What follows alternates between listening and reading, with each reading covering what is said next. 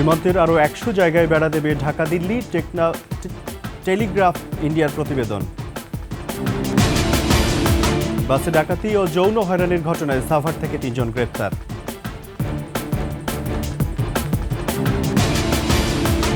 স্বপ্ন দেখাচ্ছে তিস্তা মহাপরিকল্পনা, বাস্তবায়ন হলে বদলে যাবে জীবনচিত্র।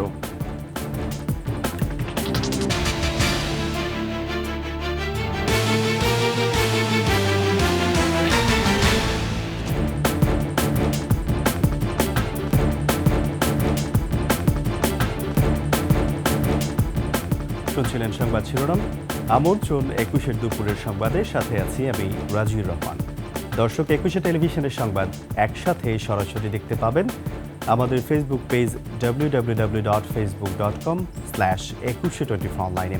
এছাড়া সাবস্ক্রাইব করতে পারেন www.youtube.com/@21tv চ্যানেলে। ভারত ও বাংলাদেশ যৌথভাবে তাদের সীমান্ত বরাবর নতুন করে প্রায় 100টি স্থানে বেড়া নির্মাণের সিদ্ধান্ত নিয়েছে। পাশাপাশি চলমান সীমান্ত বেড়া নির্মাণ কাজও অব্যাহত থাকবে। ভারতের কেন্দ্রীয় স্বরাষ্ট্র মন্ত্রণালয়ের সূত্র জানিয়েছে, দুই দেশের সীমান্তরক্ষী বাহিনী বিএসএফ এবং বিজিবির মধ্যে 3 দিনব্যাপী মহাপরিচালক পর্যায়ের আলোচনায় এই সিদ্ধান্ত গৃহীত হয়েছে। দুই পক্ষ বিশ্বাস ও সৌহার্দ্যপূর্ণ সম্পর্ক আরও জোরদার করতে দুই সীমান্তরক্ষী বাহিনীর কমান্ডারদের মধ্যে সরাসরি যোগাযোগ স্থাপনেরও সিদ্ধান্ত নিয়েছে।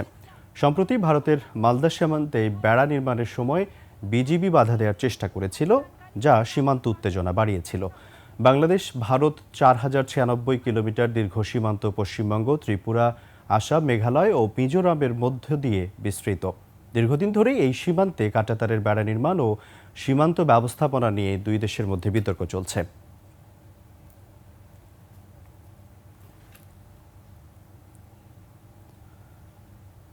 ঢাকা থেকে রাজশাহীগামী যাত্রীবাহী বাসে ডাকাতি ও শ্লীলতাহানির ঘটনায় সাভার থেকে 3 জনকে গ্রেপ্তার করেছে টাঙ্গাইল পুলিশ।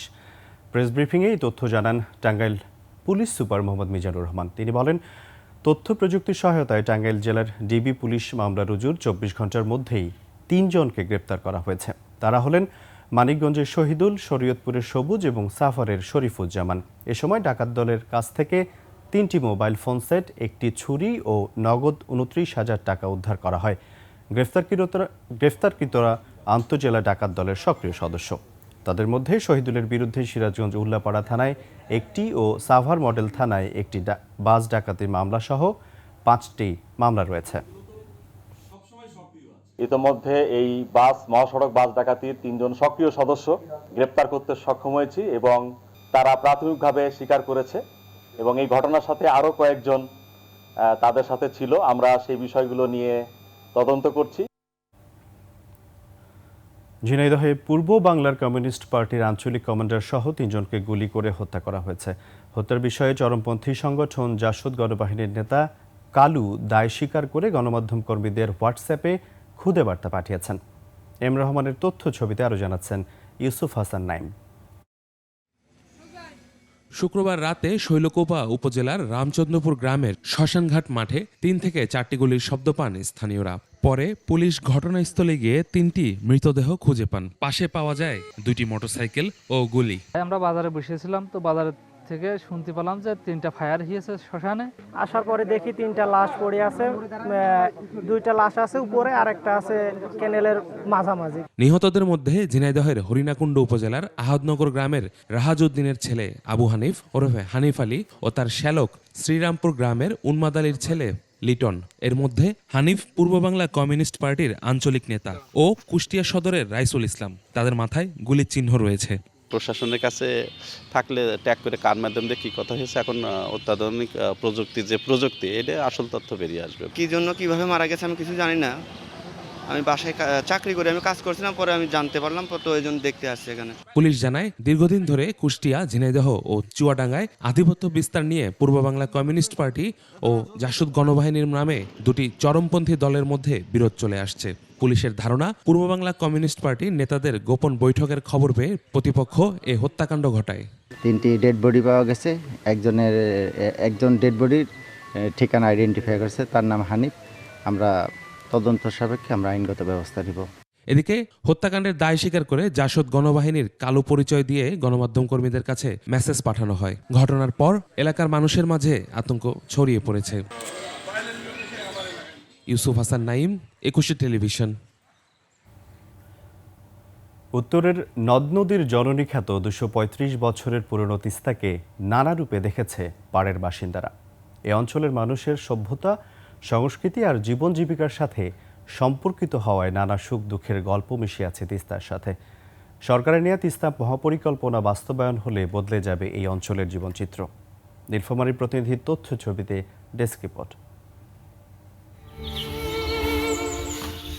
নীলফামারীর ছোট রাউতা গ্রামের হাসিনা বেগম তিস্তায় ভিটেমাটি হারিয়ে এক যুগ ধরে বাস করছেন গ্রাম রক্ষা বাঁধের সরকারি জায়গায়। চাষাবাদের জমি নেই এক কানেও। তিস্তার করাল গ্রাসে সব হারানোর বেদনায় অকালে প্রাণ হারিয়েছেন স্বামী লুৎফর রহমান।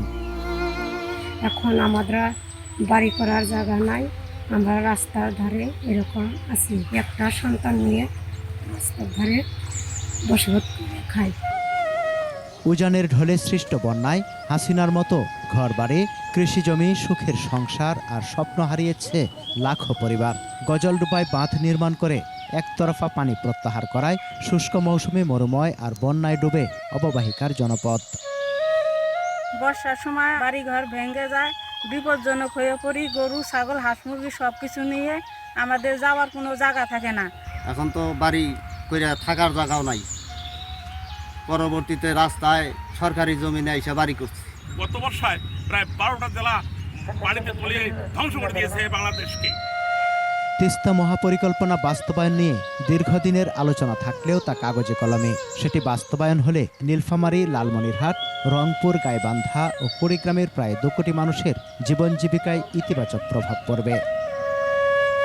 কাজগুলি বাস্তবায়ন হলে সামনে বন্যায় আমাদের তিস্তার পাড়ের ভাঙ্গন হতে বিস্তীর্ণ এলাকা রক্ষা পাবে। এটা খনন করে খননকৃত উত্তোলিত বালি দ্বারা ভূমি পুনরুদ্ধার, পাশাপাশি যেগুলো ভাঙন প্রবণ এলাকাগুলো আছে সেগুলো নদী শাসন এবং উদ্ধারকৃত ভূমিতে পরিকল্পিত কৃষি ইন্ডাস্ট্রি গড়ে তুলে সার্বিক একটি অর্থনৈতিক উন্নয়ন সাধন করা, এটা হলো প্রকল্পের মূল উদ্দেশ্য। ফ্যাসিস্ট হাসিনা সরকারের 17 বছরে ভারতের সাথে নতজানু পররাষ্ট্রনীতির কারণে পানি সমস্যা আরও প্রকট হয়েছে বলে মনে করেন তিস্তাপাড়ের বাসিন্দারা। সমর ইসলাম, ডেস্ক রিপোর্ট, 21 টেলিভিশন। নিচ্ছি সংবাদ বিরতি। যখন ফিরছি তখন অন্যান্য সংবাদের সাথে আরও থাকবে। অবহেলিত ভাষা শহীদ আব্দুল জব্বার গ্রন্থাগার ও স্মৃতি জাদুঘর, নেই কোনো দর্শনার্থী।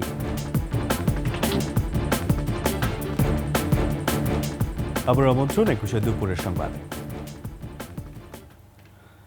রাজধানীর করাইল বস্তি ও খিলগাঁওয়ের তালতলা মার্কেটের পাশে লাগা আগুনে ছাই হয়েছে শতাধিক ঘর। আশ্রয়হীন হয়ে পড়েছেন সেখানকার বাসিন্দারা, তবে কোনো প্রাণহানি ঘটেনি। সোহেল সামির রিপোর্ট। মধ্যরাতে মহাখালীর করাইল বস্তির একেবারে মাঝ বরাবর লাগে আগুন। নিমিষেই পুড়ে ছাই হয়ে যায় বাড়ি। আগুনের লেলিহান শিখায় চারিদিকে আতঙ্ক ছড়িয়ে পড়ে। যানজট না থাকায় দ্রুতই ঘটনাস্থলে আসে ফায়ার সার্ভিস। আধা ঘন্টার চেষ্টায় আগুন নিয়ন্ত্রণে আসে। আগে থেকেই এখানে প্রতিকারমূলক ব্যবস্থা ফায়ার সার্ভিস সিভিল ডিফেন্স থেকে গ্রহণ করা হয়েছে। এখানে প্রশিক্ষণ দেওয়ানো হয়েছে বস্তির যারা নেতৃস্থানীয় আছে তাদেরকে, এবং এখানে মহড়াও তাদেরকে নিয়ে করা হয়েছে, যার কারণে আগুনটা খুব দ্রুত নিয়ন্ত্রণে আনা সক্ষম হয়েছে। সর্বস্ব হারানো দরিদ্র মানুষগুলোর থামছে না আহাজারি।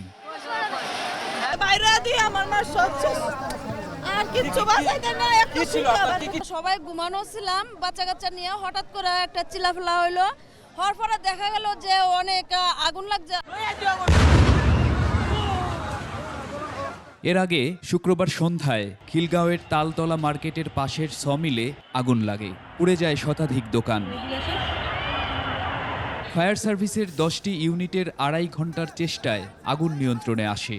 7টা গাড়ি ছিল, আমার অনেক টাকা ছিল, আমি ক্যাশ টাকা আমি এনে রাখি, আমি ব্যবসার লাইনে থাকি, আমি ক্যাশ টাকা রাখি, আমার সব কিছু ক্ষয়ক্ষতি হয়ে গেছে, আমার কিচ্ছু নাই, আমি নিঃস্ব হয়ে গেছি। আমাদের যে কটা জিনিসই আছে লোহালক্ষর এখন সব মাটির সাথে মিশে গেছে, ওই অতটুকু যদি সম্বলটা কেউ না নষ্ট না করে। আগুন লাগার সঠিক কারণ নিশ্চিত করে জানাতে পারেনি ফায়ার সার্ভিস।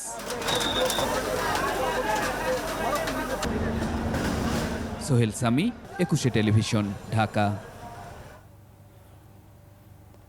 17 বছরেও পূর্ণতা পায়নি ময়মনসিংহের গফরগাঁওয়ের ভাষা শহীদ আব্দুল জব্বার গ্রন্থাগার ও স্মৃতি জাদুঘর। গ্রন্থাগারে পর্যাপ্ত বই থাকলেও জাদুঘরে নেই শহীদ আব্দুল জব্বারের ব্যবহারের কোনো স্মৃতিচিহ্ন। চলাচলের রাস্তাও বেহাল অবস্থা। বছরের একটা দিন ছাড়া অন্য সময় থাকে দর্শনার্থী শূন্য। কর্তৃপক্ষ বলছে দর্শনার্থী বাড়াতে নেওয়া হয়েছে পরিকল্পনা। ময়মনসিংহ বিভাগীয় প্রতিনিধি আতাউর রহমান জুয়েলের তথ্যচিত্রে ডেস্ক রিপোর্ট।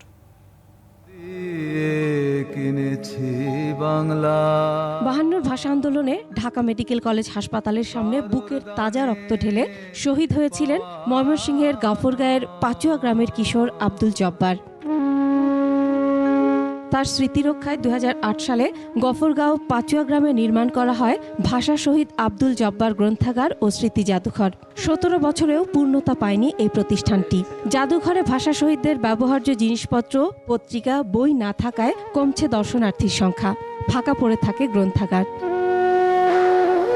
ফেব্রুয়ারিতে কিছুটা জনসমাগম থাকলেও বছরের অন্য সময় দেখা মেলে না দর্শনার্থীর। চলাচলের সড়কেরও বেহাল দশা। একমাত্র 21শে ফেব্রুয়ারির দিনেই একটা কিছু আমরা দেখি। আমাদের কাছে জাদুঘরে ব্যবহৃত জব্বারের ব্যবহৃত কোনো জিনিসপত্র আমাদের নাই, বিধায় আমরা তাদেরকে দেখাতে পারি। তো আগে এখানে পত্রিকা আসতো, এখন পত্রিকা বন্ধ। অনেকদিন ধরে করবো করে নাই, এবং গত 1 বছর আগে সোলিং হয়েছে, কিন্তু আর কোনো কিছু করে নাই। শুধু একদিনের জন্য নয়, ভাষা শহীদ আব্দুল জব্বারের স্মৃতি ধরে রাখতে জাদুঘর ও গ্রন্থাগার উন্নয়ন জরুরি। কারিগরি সহ বিভিন্ন শিক্ষা প্রতিষ্ঠান নির্মাণেরও দাবি শহীদ পরিবারের সদস্যদের। আমরা এখানে চাই শহীদ জব্বারের নামে এটি কলেজ হোক, কারিগরি শিক্ষার একটা ব্যবস্থা হোক, স্কুল হোক। এদিকে জেলা পরিষদ বলছে ভাষা শহীদ আব্দুল জব্বার স্মৃতি জাদুঘর ও গ্রন্থাগার সংস্কারের পরিকল্পনা নেওয়া হয়েছে। প্রতি বছর আমরা জেলা পরিষদের পক্ষ থেকে ওখানে রেনোভেশনের জন্য যা যা দরকার সমস্ত আয়োজন করে দিই। নতুন প্রজন্মের কাছে শহীদদের আত্মত্যাগের কথা জানাতে, তাদের জীবনী এবং স্মৃতি রক্ষায় কার্যকর উদ্যোগ নেবে সংশ্লিষ্ট কর্তৃপক্ষ, এমনটাই প্রত্যাশা ময়মনসিংহবাসীর। মাসুম আলিসা, ডেস্ক রিপোর্ট, একুশে টেলিভিশন। শনিবার দিনব্যাপী ঢাকার অদূরে শীতলক্ষা ওয়াটারফ্রন্ট রিসোর্টে বৃহত্তর খুলনা সমিতির উদ্যোগে মিলন মেলার আয়োজন করা হয়েছে। এই মিলন মেলার স্পন্সর একুশে টেলিভিশন। অনুষ্ঠানের সভাপতি হিসেবে ছিলেন এম এ সালাম। অনুষ্ঠান সঞ্চালনা করেন সমিতির সাধারণ সম্পাদক খান রবিউল ইসলাম রবি। অনুষ্ঠানে খুলনা, বাগেরহাট ও সাতক্ষীরার প্রায় 1,500 মানুষ অংশ নেয়। অতিথিদের জন্য ছিল বিভিন্ন ধরনের আয়োজন, খেলাধুলা সহ মনোজ্ঞ সাংস্কৃতিক অনুষ্ঠান। এই আয়োজনে বৃহত্তর খুলনার বর্তমান ও সাবেক উচ্চপদস্থ কর্মকর্তা, সমিতির উপদেষ্টা পরিষদ সদস্য, আমন্ত্রিত অতিথি, রাজনৈতিক নেতৃবৃন্দ এবং তাদের পরিবারবর্গ উপস্থিত ছিলেন।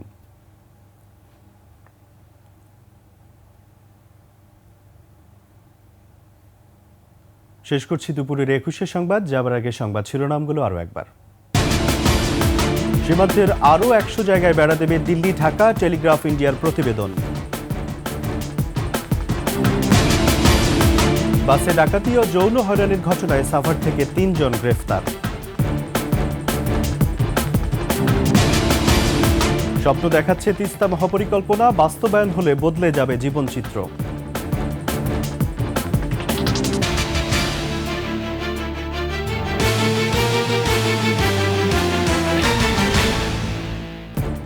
সর্বশেষ সংবাদ জানতে ডায়াল করুন 2021 নম্বরে, আর ভিজিট করুন 21-tv.com এই ওয়েবসাইটে। ফেসবুকে ভিজিট করতে পারেন www.facebook.com/2124 এছাড়া সাবস্ক্রাইব করতে পারেন www.youtube.com/@21tv চ্যানেলে। এতক্ষণ সঙ্গে থাকার জন্য ধন্যবাদ।